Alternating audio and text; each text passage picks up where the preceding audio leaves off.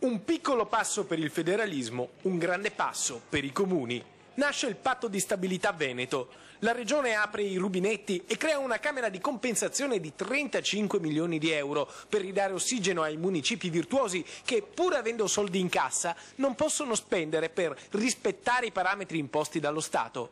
Porto un esempio, è il mio, quello del mio comune. Io ho 10 milioni, ma non posso spendere, ne posso spendere uno. Voi capite che in una città di servizi come Tiene 1 milione è ridicolo. Ecco, forse con questo nuovo sistema riusciamo a compensare giustamente e quindi a creare nuovamente, a ripartire con la progettualità. Insomma, ci sono 35 milioni di euro da suddividere tra i comuni che sono con l'acqua alla gola per il rispetto del patto di stabilità e hanno mandato alla Regione una richiesta di soccorso entro il 15 settembre.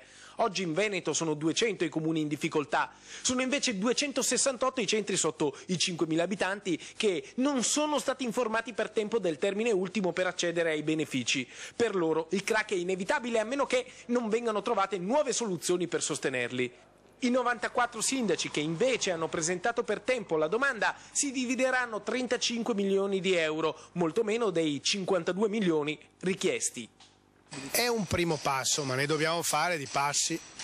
In effetti bisogna farne di passi. Dal 2008 al 2010 le opere dei comuni veneti sono precipitate di 300 milioni e gli appalti nel Vicentino sono crollati per 120 milioni di euro. Insomma, 35 milioni messi a disposizione dalla Regione sono pochi, ce ne vorrebbero 10 volte di più, ma intanto è un buon punto di partenza. Il nuovo patto di stabilità veneto permetterà a molti municipi di investire timidamente, con la garanzia che, una volta sforato il patto nazionale, si verrà coperti dai fondi regionali. Quindi si potrà ricominciare ad aprire piccoli cantieri, non sarà la cura della crisi, ma almeno è un buon effetto placebo.